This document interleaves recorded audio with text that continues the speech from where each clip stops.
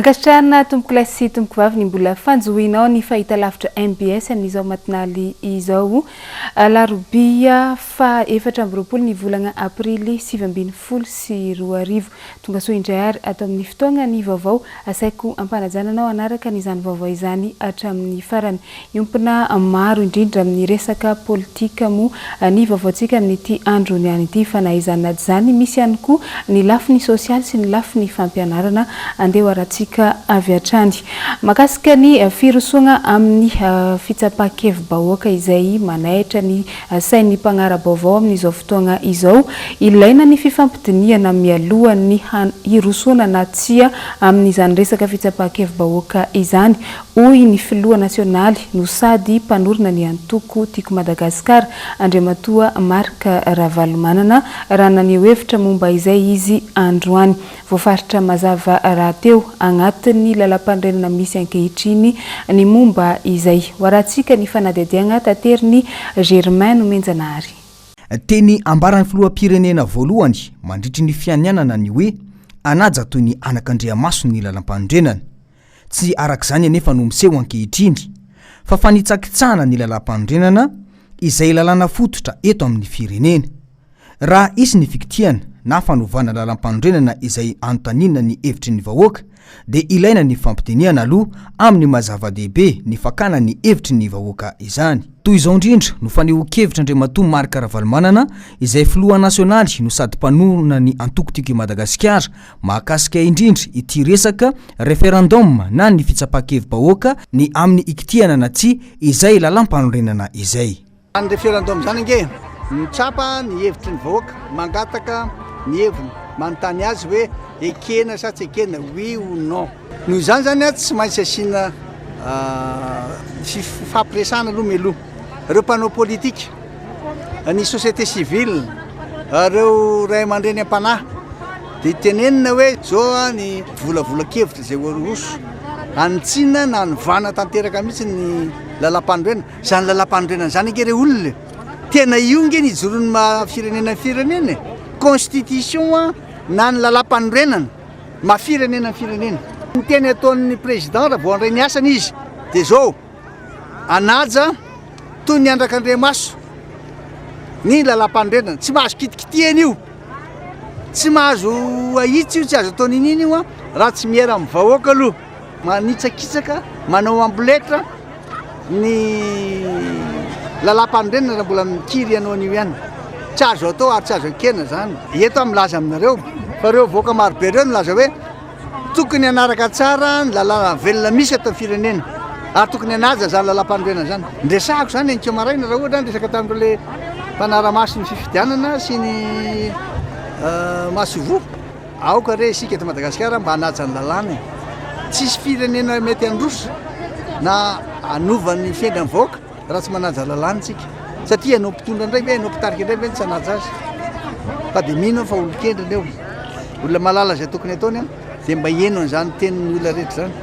amin'ny ankapobeny dia saika mitovy amin'ny hevitry ny filoha nasionaly ny antoko tiako Madagasikara Andriamatoa Marc Ravalomanana avokoa ny hevitry ny olona eny anivon'ny fiarahamonina mahakasika izay fitsapan-kevim-bahoaka izay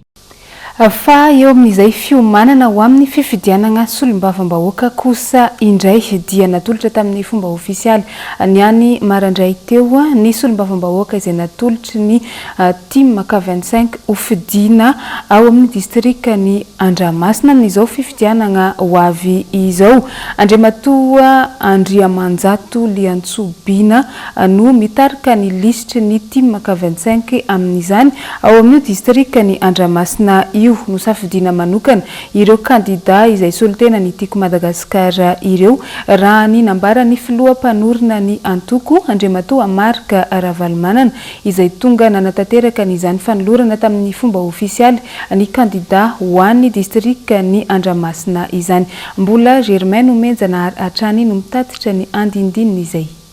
manana ny maizy azy ny kandida ho solombavam-bahoaka izay atolotry ny team K25 anisan'izany ny ao amin'ny distrika ny Andramasina izay lisitra tariana Andriamatoa Bina araka ny fahafantarany maro azy nomena fiofanana ireny candidaty maka 25 ireny mba ahafana manampy ny traikefan'izy ireo satria manana ny lanjany ny asany solombavam-bahoaka eto amin'ny firenena.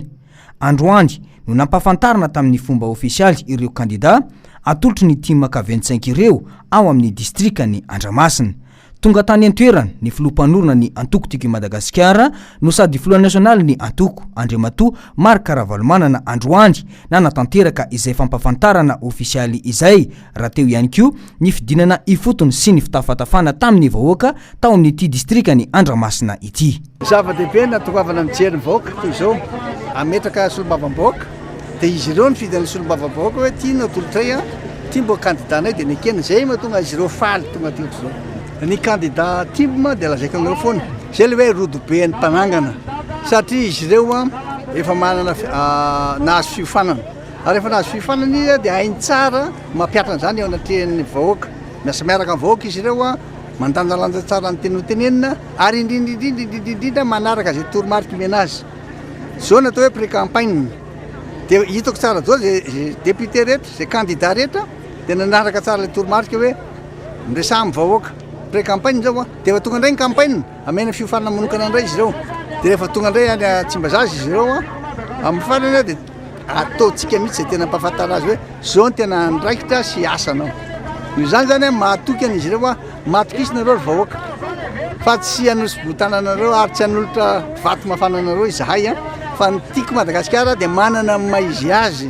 antoko zay efa mitsangana sy tena mijoro amin'izany hoe sombonana ho an'ny vahoaka zany malala politika tokony ataony mahafantatra ny asa tokony ho tanterahana. Nanamafy kosa ny candidat fa vonina tanteraka hiaro ny tombontsoan'ny vahoaka malagasy indrindra fa ny ao amin'ny distrikany Andramasina azo ny fampiofanana ka tsy solombavam-bahoaka mpanangatanana fotsiny rehefa tonga eny amin'ny anteny meram-pirenena na ny lapany Tsimbazaza fa solombavam-bahoaka mahafehy ny andraikitra sy ny asa izay takina aminy. Tokoa no candidat ny tiako Madagasikara dia mametoky anareo zay sy Tady Ravalomanana fa tsy vadotra aminareo zay ary tena hiaro anareo vahoaka ary hiady eo anatreha amin'ny gouvernement zay anome tombotsoa ho antsika vahoaka madinika. Isan'ny namafisy ny candidat izay tolotry ny team maka 25 ao amin'ny distrikany Andramasina moa fa ankoatra ny resaka tsy fandriam-pahalemana dia laharam-pahamehana ihany koa ny fanampina ireo tantsaha eo amin'ny sehatry ny fambolena sy ny fiompiana. Zava-dehibe ny fanaovana ny lalàna mifanaraka amin'izay filan'ny mponina izany ao amin'ity distrika ity rehefa eny amin'ny lapany Tsimbazaza. Fa ny roso tamin'ny fanamboarana ny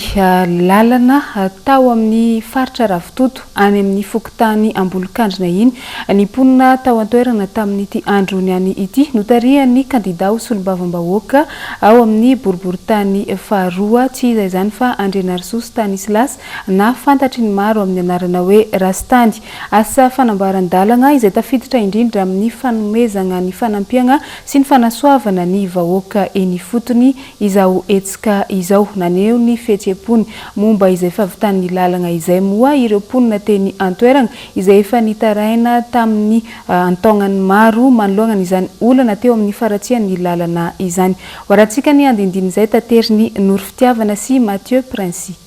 Mitohatra ny asa sosialy fanasoavana ny vahoaka ataon'ny solombavam-bahoaka Rastandy. Raha ny teny amin'ny faritra Ravitoto fokotany Ambolokandrina manokana lalana amin'ny refy 700 metatra no namboarina nanomboka omaly aritra efatrandro izay asa fanamboaran-dalana izay. Vatan-dehilahy manodidina ny 80 no karamaina samy nahazo tombony avokoa na ireo mpiasa na ireo vahoaka izay nisitraka ny fanamboaran-dalana. Ary ny ankizy dia nahazo asa amin'ny alalan'ny fanaovana lalana sy ny fisokafan'ity lalana ity zany fa tena faly tokoa zany izay eto amin'ity toerana ity nahavitany izao lalana izao ary ny député zany dia tena hoe tsy mba mipetrapetraka fotsiny any anaty birao izy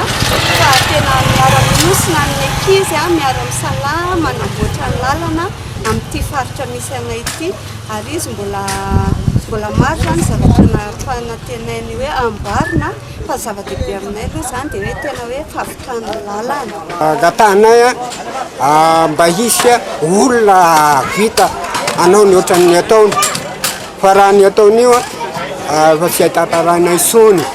nambaran'ny vahoaka androany fanade teo aza ny fisiany faratsy ny lalana toy izao dia tsy nijery azy ireo ny fanjakana.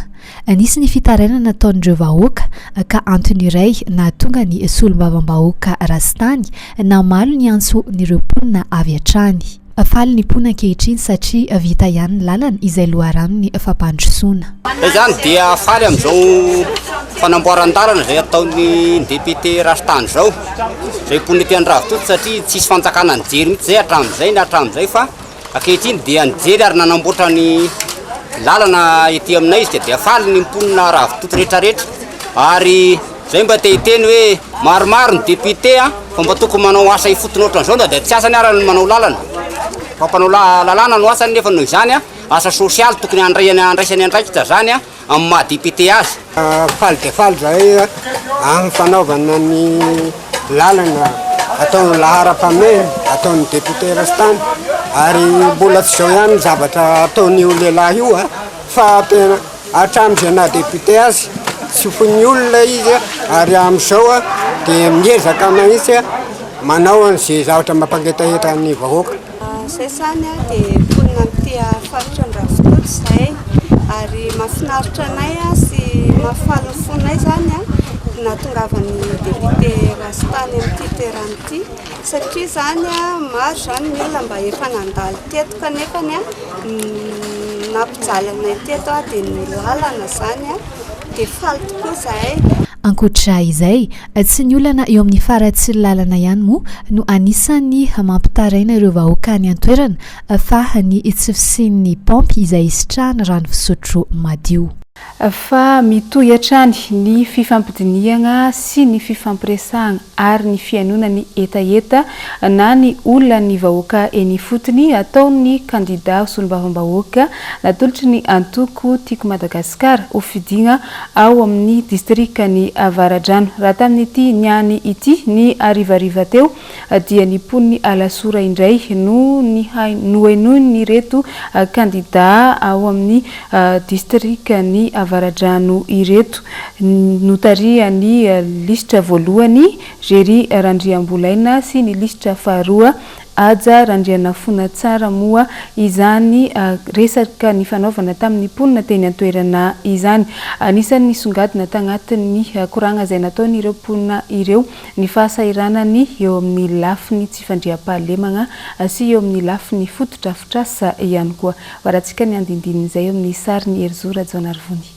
Ny songadina nandritra ny resadresaka ny fanaovan'ny mponiny Alasora tamin'ny Andriamatoa isany Gery Randriambolaina listra voalohany natolotry ny timaka 25 ao Avaradrano sy Aja Randrianafona tsara listra faharoa ny lafiny tsy fandriam-pahalemana sy ny resaka fefiloha ho an'ny tantsaha izay tsy maintsy hitadiavana vahaolana atombotrezaka sy lavitrezaka. Zava-dehibe nambaran'ny kandida roalahy ao amin'ny listra ny timaka 25 etsy Avaradrano ny fanatonana ny vahoaka tahaka izao satria ahafahana mihaino ny fahasairana ny vahoaka eny fotony izany. Tena zava-dehibe tokoa le fifanankarozana sy fidinana fotony ohatran'izao mitafatafa sy miserasera amin'ny vahoaka ety fotony. Mazava-dehibe an'izay ahalalana isahady ny hoe inona marary an'ireo vahoaka ireo inona mety filan'ireo vahoaka ireo ary inona ihany koa no mety zavatra tokony hoentina ny niveau gouvernement mba ahafahana mijery ny mety ho fampandrosoana ety fotony zany dia izay no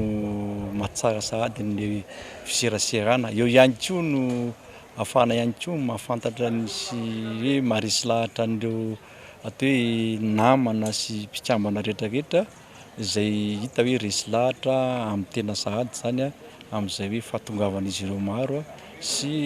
firahana mitafatafa amin'izy ireo zany. Ny lara-pahamehana amin'izy ireo zany dia voalohany resaka tsy fandriam-pahalemana. Faharoa manarakaraka an'izay ny resaka tsy fananana asa zany indrindraindrindra ety amin'ny tontolo ny Avaradrano ity izay tsy teny fotsiny ty manamorona amin'ny bypass ity efa taty voatototra daholo ny tanimbary rehetrarehetra dia efa tsy dia afaka mamboly intsony ireo olona ireo. Eo ihany koa ny olana amin'ny resaka barazy sy tohadrano raha tsy teny koa zao tena hoe manahirana amin'ny vahoaka amin'ny fambolena ety dia io barazy aty Tangirika zany ao mbo manambola izay tsy mety ho vita araka ny hoe filan'ny vahoaka le izy a. Efa vonina ihany koa ny lafiny jiaby hiatrehana ny fifidianana sy ny fampelezan-kevitra raha ny nambara ny lisitra faharoa. Miainga any amin'ny fototra hatrany ny fanentanana ny olom-pirenena mba handray anjara amin'ny fampandrosoana ny faritra misy azy. Efa vonina tanteraka na ny lamina rehetrarehetra hiatrehana ny campagne na dia mbola pré-campagne ary zao, ary ny base rehetrarehetra koa dia efa voahomana na ny fitaovana na ny rehetrarehetra, izany hoe efa tsisy atahorana intsony izany fa efa mivonina aprisika ny vahoaka hiaraka amin'ny team K25 aty avaratrany. Araka ny foto-kevitra hijoroan'ny antoko tiako Madagasikara izay nanolotra azy roa lahy ireo fidiana ho solombavam-bahoaka ho an'ny distrikany Avaradrano dia ny fanasoavana ny vahoaka no lahara-pahamehana sy hiadiana mafy rehefa tonga eny anivo ny antenimieram-pirenena izy ireo. Fanafana ny adi-hevitra teo amin'ireo tanora sy ny kandida team K25 ao amin'ny boriboritany voalohany tamin'ity andro arivariva teo io ihany koa izay natao tetsy amin'ny CDA Andotapenaka. Anisan'ny zavatra nodiniana atao agnatiny izany moa ny fanazavana makasika ny asa sy ny tena andraikitra sahany izany atao hoe solombavam-bahoaka izany izay nentin'ny maître Anitra Razafimanantsoa loha lisitra amin'ny fifidianana solombavam-bahoaka ho avy izao. Ankoatra izay dia nisy ihany koa ny fanentanana an'ireo tanora mba handray anjara anefa ny adidiny amin'ny fifidianana solombavam-bahoaka izay ho avy io. Waratsika ny andindin'izay tateriny Germaine Menjanahary sy Manora Andriamalala. Ny tanora no avy ny firenena manoloana izany dia tsy ny sarasara ny kandida ho solombavam-bahoaka izay atolotry ny team K25 ny maître Anitra Razafimanantsoa namaly ny etaeta nyreto tanora eo anivo ny fikambanana eto Andotapenaka ireto. Nivohitra tamin'ny fampafantarana ny antsoina hoe andraikitry ny solombavam-bahoaka ny resaka teto ka isan'ny voaresaka amin'izany ny anjara fotoana roa ivoriany ny parlementaire dia ny fivoriana ara-potoana voalohany sy ny fivoriana ara-potoana faharoa. Ankoatr'izay ny famelabelarana ny tena andraikitry ny solombavam-bahoaka raha eo ihany koa ny mampiavaka ny solombavam-bahoaka atolotry ny antoko sy ny tsy miankina na ny indépendant. Resaka fizarana zany mikasika ny etra kefa mahasolombavam-bahoaka fa indrindrandrindra ny fizarana ny ino zany fizarana ny zany atao hoe asana solombavam-bahoaka zany. Araka ny fangatahan'ireo tanora ireo moa zany dia hoe inona no anjara andraikitra ny solombavam-bahoaka, solombavam-bahoaka ohatran'ny inona no tokony ho fidiana, malala ny andraikitra ny mandraikitra ny ve zany solombavam-bahoaka zany inona no zavatra nitranga atao anatin'ny antemera-pirenena nandritra n'izay fotoana na solombavam-bahoaka zany sy ny sisa manodidina izay rehetrarehetra zay. Tena ilainy zay satria mila mafantatra zany satria rehefa tonga taona hifidy tsy voatery hafantatra ny zany solombavam-bahoaka zany raha tsy misy ny fampianarana fa indrindrandrindra koa zany tokony mafantatra zany ireo ankizy ireo hoe rehefa hifidy dia tompona andraikitra amin'ny olona fidiako. Taorian'ny famelabelarana izay nataon'ny kandida Anitra Razafimanantsoa dia nisy ny fametrahana fanontaniana izay nataon'ireo tanora. Nalalaka tanteraka ny fametrahana izay tsy azo mahakasika ny asa sy ny andraikitry ny solombavam-bahoaka nandritra ity fotoana androany ity. Hitanay hoe nety be taminay satria izay tanora no avy ny firenena dia mila fantarinay tanora ihany koa nefa ny hoe iza ny olona ho fidinay olona mendrika ilay toerana ve ny olona ho fidinay amin'ity élection ity zany. Ny zavatra tena voaraina teo zany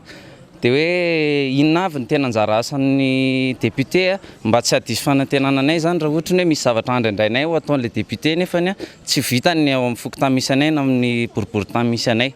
Fisaorana sy fankasitrana moa no natolotry ireto tanora ireto ny kandida izay atolotry ny team K25 ao amin'ny boriboritany voalohany ny maître Anitra Razafimanantsoa ny tamin'ny fanazavana sy ny famelabelarana ary ny adi-hevitra izay natao indrindra fa ny amin'ny fahafoizan'ny fotoana. Nanamafy ny kandida fa zava-dehibe tokoa ny fahalalan'ny rehetra ny tena asa sy andraikitry ny solombavam-bahoaka izany.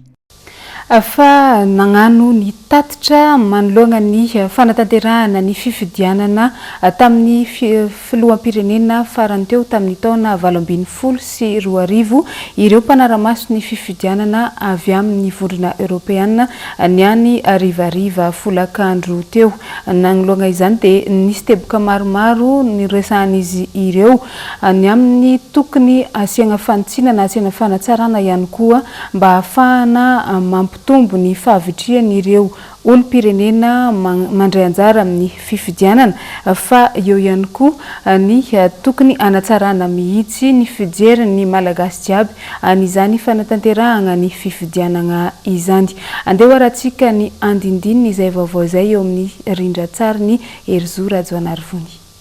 Ireto teboka vitsivitsy ireto raha ravina noho ny fotoran'ny fanaraha-maso nataon'ny vondrona Europeana nandritra ny fifidianana teto Madagasikara tamin'ny taona 2012. Ny fizotra ny fifidianana tamin'ny ankapobeny, ny fomba fiasan'ny vaomeram-pirenena misahana ny fifidianana, ny fanamariana sy ny etsika nataon'ny fiarahamonim-pirenena manoloana ny fizotra ny fifidianana sy ny tsy fanarahan-dalàna vitsivitsy, ny fahalalahany Ainvakijery, ny fanarahan-dalàna teo amin'ny mialoha sy mandritra ary taorian'ny fifidianana. Azo lazaina ho nilamina izany tamin'ny ankapobeny, hoy ny lehiben'ny komisiona Andriamato Christian Preda, saingy nisy kosa ny fanamariana vitsivitsy izay nataony mba ho fanatsarana ny tontolon'ny fifidianana mbola ho atao eto Madagasikara. Mila hatsaraina ho izy ny lalàna mifehy fifidianana, omena fahaleovan-tena kokoa ny seni amin'ny fanapahana ny tetiandrom-pifidianana, ampina ny lafiny arabola eny amin'ny komity mpifidianana eny anivon'ny distrika sy ny kaomina, diniana ny mety anatsarana ny fikirakirana ny karapanondrom-pirenena sy ny karatry ny mpifidy, alalahana ny fanehoan-kevitra tsy misy teritery ho an'ny Ainvakijery mandritra sy aoriana ary amin'ny andro ny fifidianana. Amafisina ihany koa ny fandraisana anjara ny manangy amin'ny fifidianana sy ny raharaham-pirenena. Ireo raha fitinina ny tatitra farany momba ny fifidianana teto Madagasikara tamin'ny taona 2012 nataon'ny vondrona Europeana teto Madagasikara. Fa ankoatra izay dia no amafisin'ny mpanaramaso ny fifidianana avy amin'ny vondrona Europeana ihany koa fa ilaina ho amin'ny fampandehanana ny raharaham-pirenena ny isian'ny antoko mpanohatra eny anivon'ny antenimieram-pirenena. Ny dera manokana ny filoha teo aloha Marc Ravalomanana sady mpifaninana tamin'ny fiodinana faharoa tamin'ny fifidianana filoham-pirenena iny ihany koa ny vondrona Europeana tamin'ny fahendrenana sehony nanaiky ny valin'ny fifidianana navoaka ny senisy ny HCC ny alana tamin'ny mety ho korontana ny seho.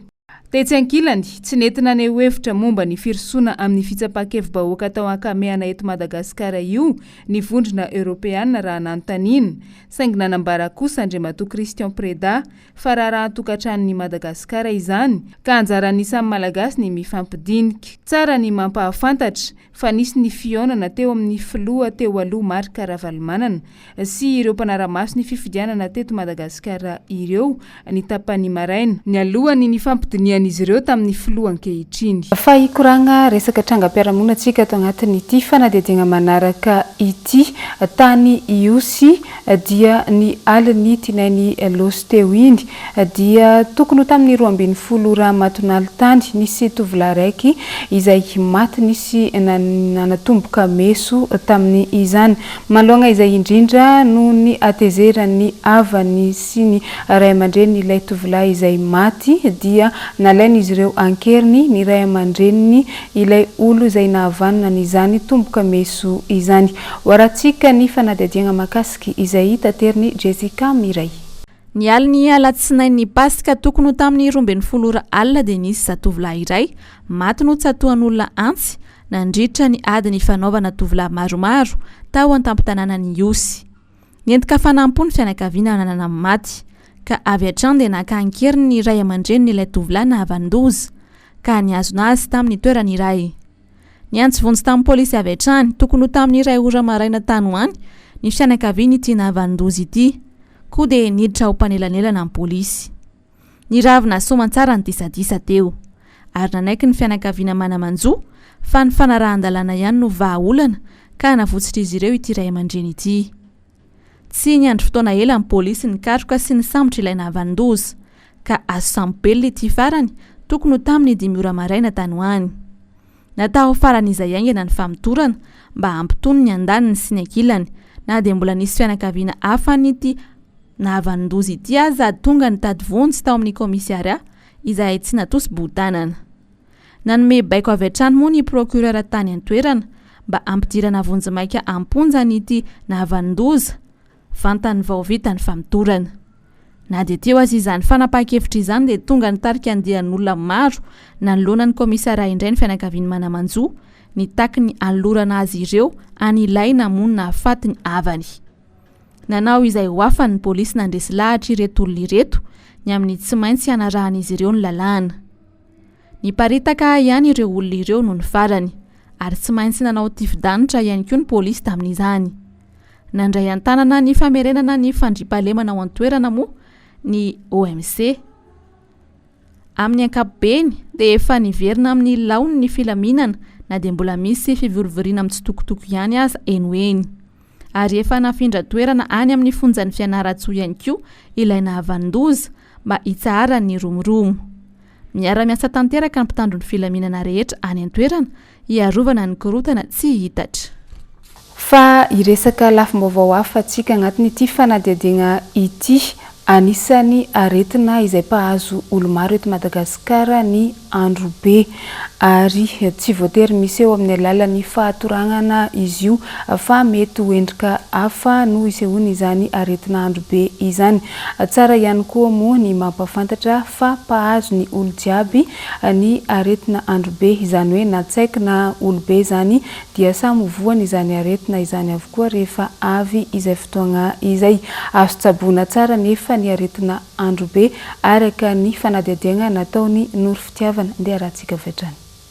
Antony maro mahatonga ny aretina andro be ankoatry ny hoe manaranaka. Anisany antony mety mahatonga izany hoy ny mpitsabo, ny voka tsy voara-maso, eo koa ny fahasarotam-piterahana. Tsara ny mampafantatra fa ny tsy fampiny oksigène mandritra ny fahaterahana, ny olana eo amin'ny fitombon'ny atidoha, ny fahasembanana ary ny karazana dona mahery mahazo ny faritry ny loha no antony manafaingana ny fahatongavan'ny krizy eo amin'ny olona iray voan'ny andro be.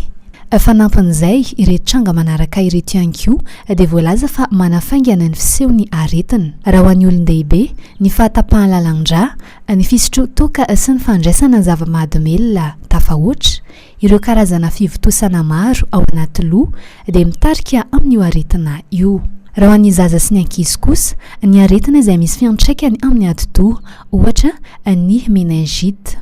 Ny aretina izay mety iseho amin'ny ankizy sy ny lehibe toy ny cysticercose sy ny bilharziose. Etsy ankilany tsy miseho amin'ny alalan'ny krizy toy ny fahatoranana ihany ny andro be fa mety ho fanimpanina ihany koa ny olona voany, manjavona ny maso, manao fietsika tsy mahazatra. Azo tsaboana tsara ny aretina. Manoloana izany, ny fizahana ataony mpitsabo matianina misahana manokana ny atidoha sy ny saina ihany